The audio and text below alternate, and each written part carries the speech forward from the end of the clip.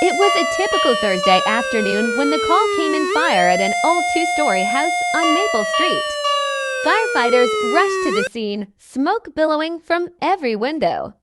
The flames were spreading quickly, and the intense heat made it nearly impossible to approach the building. Scene 2. The search for life. Among the crew was Lieutenant Jake Mason, a seasoned firefighter with a reputation for staying cool under pressure. As the team worked to contain the blaze, Mason heard a faint mewing from inside the house, a cat, alone.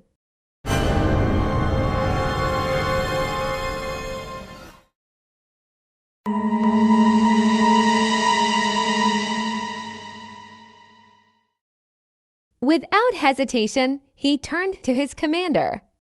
"I'm going in," he said, voice steady despite the chaos.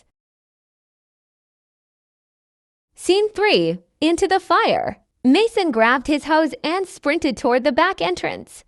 Smoke billowed in his face, but he kept moving. He called out for the cat, listening carefully for any response.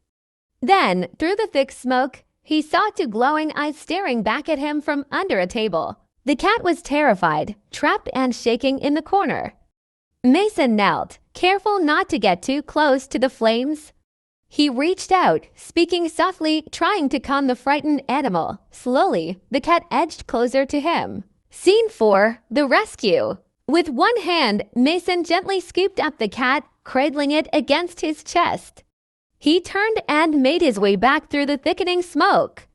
The flames roared behind him, but Mason never slowed his pace, focused only on the tiny life in his arms. Scene 5. Safe and sound. Mason emerged from the house, his face covered in soot, but his eyes focused on the small cat he had just saved.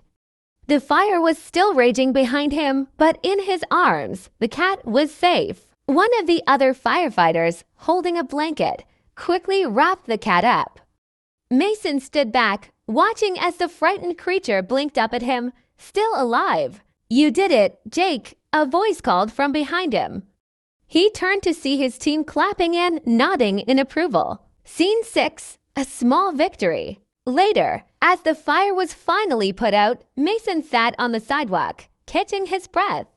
The cat, now in the care of animal rescue, was recovering.